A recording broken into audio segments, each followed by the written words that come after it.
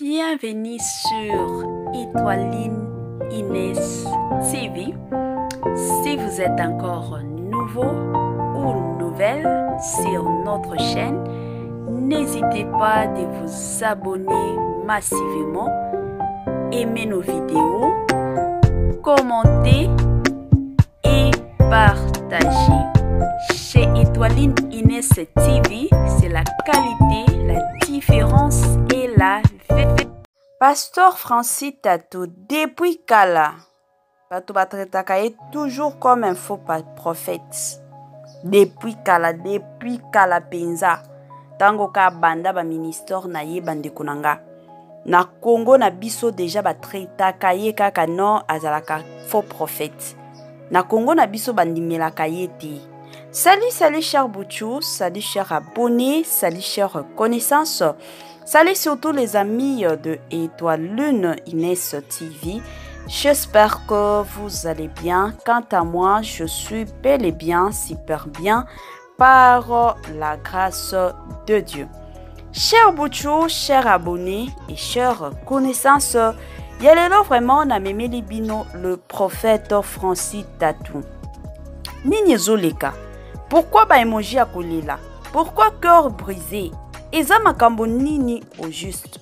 Avant to kota na mo partage na biso ya lelo, na olingana no na sensibiliser batu o nyonso tu. Si c'est la toute première fois ya kokota na chaîne abiso, chaîne moko kitoko, chaîne ya batoli pas possible et pourquoi pas chaîne abana nzambe. Je vous prierai surtout de vous abonner massivement. Abonnez-vous. Cliquez aussi sur la cloche de notification pour surtout recevoir les nouveautés de notre chaîne.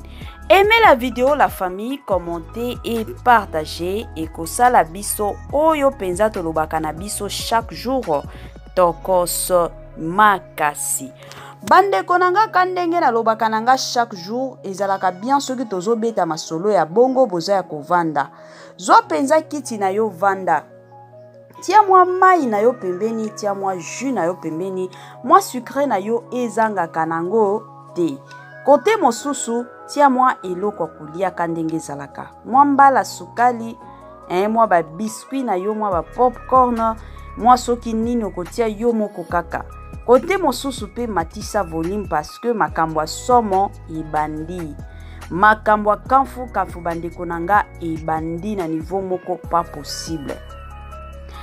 Sala pe partage na bandeko mosusu oyo bazalaka babone na biso te, salela bango partage comme ça bayoka nini ezoleka na mokili, nini ezoleka avec le pasteur Francis Tatou, le prophète ye mo uto za prophète ba mosusu babenga ka pasteur prophète donc na système moko ya kitoko mingi bande konanga film ya éducation kandenge bomoni donc film moko kitoko, film moko gu o wapi, film moko ya tokoso bande konanga ezoleka deja na chaîne ya Belle Vie Kandila Patrona tokomi presque na suka bande konanga. En tout cas ebele ya batu toyebi ke suka makambo nyonso nde ezala kitoko koleka kutu ata ebandeli ya makambo nyonso. Donc no singa na bino tokendo landa film na biso ya kitoko na titre ya éducation sur Belle Vie TV bande konanga na système moko ya kitoko et encore kitoko mingi makasi. Bande konanga prophète to pasteur Francis Joël Tatou lelo toye bande konanga ebele ya makambo elobamaka surtout pona kombo ya prophète oyo. Batu ebele balobaka makambo ebele sur ces prophètes. Toyebi te makambo o balobaka ezalaka ya solo to ezalaka ya lokuta. Parce que toyebi ke mutu oyo azalaka na ba capacité ya solo ya ko juger mutu ezalaka nde Zambe.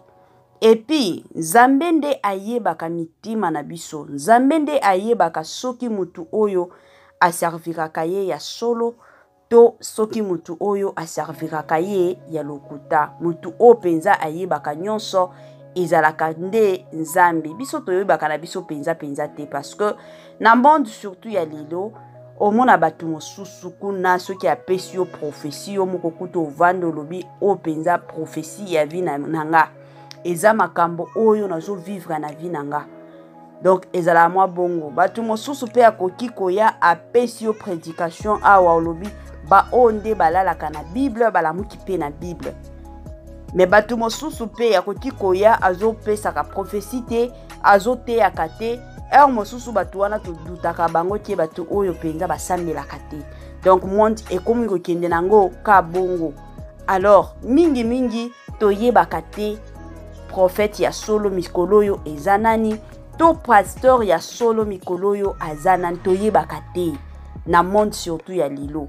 Donc ekomi mwa pasi à moins que soki oza mutu moko oyo penza osambelaka mingi et surtout soki le Saint-Esprit alobelaka yo wana nde okokota na niveau ya comprendre que non oyo aza pasteur ya solo oyo aza prophète ya solo oyo aza prophétesse ya solo oyo aza prophète ya lokuta oyo aza pasteur ya lokuta oyo aza prophétesse ya lokuta. Ezalaka kaka na Saint-Esprit nde mutu asalaka que non to ya ko découvrir moi ba vérité ebele. Mais soki oza mutu te que non osambelaka penza ya makasi te moyen pe oyeba ezalaka nango te. Bandeko nanga toye na makambo ya prophète Francis Tatou. Toyebi biso nyonso le prophète azalaki marié na mwasi na ye ya liboso libala na bango muto beniraki libala wana c'était le pasteur Marcelo. Donc libala ezalaki bien et du coup toyaki komona divorce esalamaki bato nyonso to bazalaki choqué pas possible. Ebele ya bato bamituna ki ba question mais c'est quoi, qu'est-ce qui se passe libala oyo babando mona na neti bato moko bazana bango heureux bazana bango bien na libala na bango. Alors nini eko sala ke ba eko si ko divorcer lelo ti lelo bandeko nanga ba koloba ke non ba raison ya divorce na ye ya pasteur Francis Tatou na mwasi na ye eye banaka te bato ebele bayebaka cause ya divorce na bango te. Bien que tant de gens balukakango. Et du coup, tomoni que non, le prophète Joël Francis Tatou bazalaka lisusu na relation ya makasi te to ya bien te avec le pasteur Marcelo. Et belé abatu d'ailleurs, balobaka que non, izaka ba makambo ya divorce wana yango esali bongo, il y a aussi d'autres personnes balobaka que non, ba misala mabe ya prophète Joël Francis Tatou yango esalaka que non pasteur Marcelo na pasteur Francis Tatou bayokanaka te. Donc ba makambo elobamaka eza nango ebele na okota nanga na profondeur te na koya pe ko confirmer yango te ke o batu balobaka ezalaka ya solo to o batu balobaka ezalaka ya lokuta eza place nanga te. Na loba chaque jour na chaîne abiso eza chaîne moko ya kisongi te toyaka pona opesa information toyaka pe pona ko flasher bino toyaka pona osala banalise na biso toyaka pe pona opesa nini toli tala kaka eza chaîne ya bana nzambi. Siko bandeko nanga makambo oyo esalaki keno lelo toya kosala analyse sur le pasteur Francis Joël Tatou. Eza nini? Eza na vidéo moko bandeko nanga ezoleka sur les réseaux sociaux. Na vidéo wana je suis sûr que belé ya batu toyebi mo oyo ya abracadabra. Ebele ya batu je suis sûr que toyebi yango abracadabra. Mo o totangaki yango na ba école tango ba bando yebisa biso bo pesa biso ba mo oyo ezalaka na ba lettre belé. Alors sur ba mo oyo ezalaka na ba lettre belé abracadabra ezalaka. Donc ezalaka parmi ba mo wana ezalaka na ba lettre ebelé. Et du coup toye komona na vidéo moko pasteur Francis Tatou azaki na église azoteya église na ye azoteya bato ya église na ye tango aoteya wana donc na otala boye il était vraiment rempli azoloba makambo ya abracadabra. Sikoyo na roloba makambo ya abracadabra bandeko bo comprendre eza momo ko eza mulai hein. Na roloba makambo abracadabra wana bandeko nanga eyaki kosala que akomaki na niveau azoyebisa bato ya église na ye basala répétition ya mo wana abracadabra. Alors ebele ya bato bamitunaki boyebi déjà na communauté na biso eza communauté moko tolobaka chaque jour que non elingaka mosusu kosalir bato eza communauté moko tolobelaka ngo makambo nyonso. Mais de l'autre côté d'une part aussi tolobaka ka que non communauté na biso eza communauté moko ezalaka nango éveillé. Alors sur ce ebele ya bato to bamonaki vidéo wana bamitunaki comment ça fait-il que un prophète ou un pasteur abando sala ba répétition ya mo wana abracadabra abando salisa bandimi ya église parce que ayebisaki bandimi ya église na yeba répétaka mo wana na église abracadabra. Sikoyo mituna bato bakomi kotuna pourquoi abandaki koyebisa bandimi ya église na yeba salaka répétition wana ya mo abracadabra. Nakotala ngo bien abracadabra wana eza na ba signification ebele nakosenga na bino ka ndenge ezalaka bokoki kokota na ba Google abracadabra wana eza na ba signification ebele mais signification ya munene batu oyo ba utilizaka mo abracadabra bandeko nanga eza mingi ba musicien banganga nde batu ba utilizaka ba phrase wana ba mo wana. Pourquoi? Soki balingi basala ba makambo na bango wana balingi ba se concentrer wana mingi nde ba utiliser kango. Yango en tout cas ebele ya batu bazalaki étonné pas possible que pourquoi ça fait-il qu'un pasteur, un prophète akendo répétaka ba mo wana si c'était peut-être lui-même abandaki kosala abando prêcher atie mo wana et puis a opé sa ba explication pourquoi azo loba mo wana ça allait être bien. Que a commis na niveau ayebisa bato ya église na ye basala répétition ya mo wana. Est-ce que ezalaki bien? Bandeko nanga yango mutuna. Kande na lobaka chez Étoile Ines TV tozalaka biso nyonso libre ya koya kosala analyse. Donc analyse nanga na osala ngo kandenge na zoloba awa analyse na bino bosala ngo kandenge ezalaka na ba commentaire. Bosale la biso commentaire. Bamo wana aba abracadabra. Est-ce que le pasteur Francis Tatou asala ki bien pour faire répéter bandiminaye mo wana to asala ki mabe? Et puis tango asala ki yango bongo azala ki na intention nini? Bandeko nanga to boya kande ba commentaire ya mafinga. Bosala ba commentaire na bino na ndenge ya bien toyebi ke na chaîne na biso la plupart de personnes eza batu o bazalaka mature, batu o bazalaka sage, batu o bazalaka intelligent. Alors to sengi na bino na munoko nyonso tu o se sentir que non ngana okomananga soki na Swahili yo moko, na Chiluba yo moko, na anglais yo moko, na français yo moko. Donc mbokende nango ka bongo na système a bien l'essentiel to yeba pe par na bino contribution na bino ka ndenge zalaka bomoni ndenge nini situation oyo na côté nanga bandeko nanga eloko na koti koloba kande na lobaka chaque jour Bible ezoloba na biso ne juge point afin que vous ne soyez pas jugés.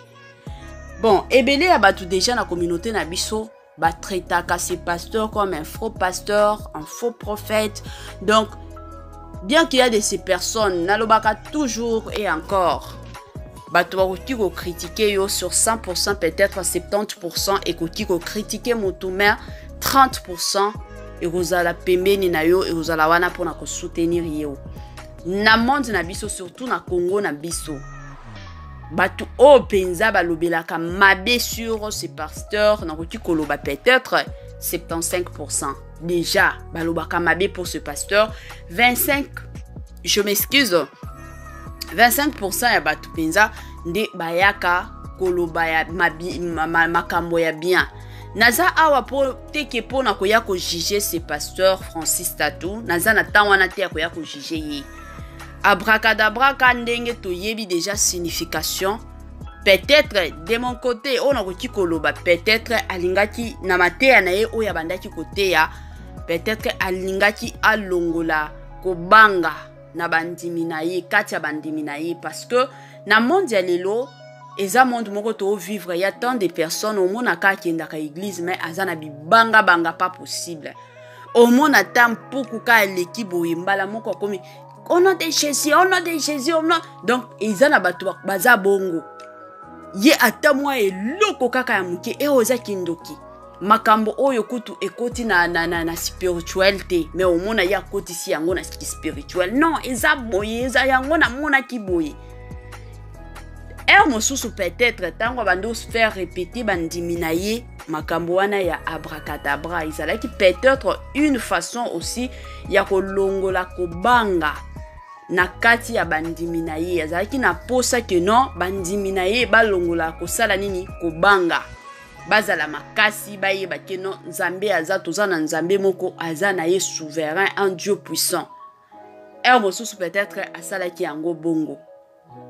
Bon, de l'autre côté, mabe peut-être asalaki parce que quand ndenge toyebi à l'église toyebi ke tozalaka na ba bébé spirituel babilo kwa bongo peut-être ezana ba bébé moko bazana bango kuna bien que baza mikolo comparativement à l'âge mais vie spirituelle na bango ezaneti ba bébé wana ezalaki nde mwa mabe ezalaki mwa mabe parce que bazana bango na makasi te babilo kwa bongo surtout soki bake peut-être kotala kane totala ka ba film ya ba Nigérien babilo kwa bongo ayoki yango soki aza bébé spirituel à comprendre te que no pasteur abano sala biso répétition pona olongola kobanga sikoya kokulobaka ke no oh donc pasteur alingi a initié biso donc wana penza eza mwa mabe asalaki donc eza mwa bongo mais comme je l'ai toujours dit dans la vie mutu na mutu asalaka makambo na ye azalaka na objectif le pourquoi asalaka ngo biso tokoya kopesa awa confirmation te que non le pasteur wana asalaki makambo yo parce que te ye moko ayebi le pourquoi asalaki yango ayebi ye moko na nzambe kandenge na lobaka donc eza mwa bongo bandeko nanga bino pe bosalela biso ba analyse na bino. Bah pasteur allélo, c'est vrai, il y a des faux pasteurs, il y a des faux prophètes, il y a des faux prophétesses, il y a des faux kandenge boyebi ba faux bazana bango lelo ebele. Yango ezaka bien bandeko nanga surtout dans les seigneurs, toye baka église nini tozo fréquentaka, toye baka prophète nini tozo fréquentaka, toye baka pasteur nini tozo fréquentaka parce que monde allélo et comme na ingo mabe. Ebele abatu lelo tokanisaka ke no ba prophète ou ba pasteur ou bazana succès bazana ba église ya minene bango bandokite lelo ya lelo mona ta ba pasteur kana église ya muki azo sala makambo ya makasi kuna azo bomaka bato azo sacrifier ka bato donc ba makambo eza nango ka kili ba église ya lelo ekomi ka pasi mais ya mutu ya eza kaka ko sambela kanzambe zambe relever ngai révélenga plutôt révélenga nazana posa na mon église on ozo fréquentaka est-ce que église on ozo fréquentaka eza église ya bala na nzambe to eza kaka église parce que eza église nzambe aza capable kande na lubaka ata na bandoto okikola kisayo ata kana koleka na nzela ka boyo mona ka mutu moko abeteli yo lisolo peut-être église oyo lingaki okende to ya pasteur na bino e osalake oyeba moi vérité kandenge ezalaka bandeko nanga yango partage ya muke kaka na histoire ya abracadabra oyo na mimila kibino lelo bandeko nanga nazo zela ba commentaire na bino kaka ndenge ezalaka na système ya Tokos makasi. En tout cas bandeko nanga tokomi na biso na mwa suka ya partage na biso na système moko ya kitoko. Partage na biso bandeko nanga kandenge boyebi donc botie la biso ba commentaire, botie la biso ba j'aime bosali la biso pe partage na système moko ya Tokos makasi. Bambote nanga na ye moko Linda Bukulu, Madame Judith Diampovisa, Maman Vicky Mbonzo et pourquoi pas Maman Germaine depuis États-Unis. Na pesi bambote na balandi nyonso ya Étoiline Ines TV. Bye bye la famille et à la prochaine.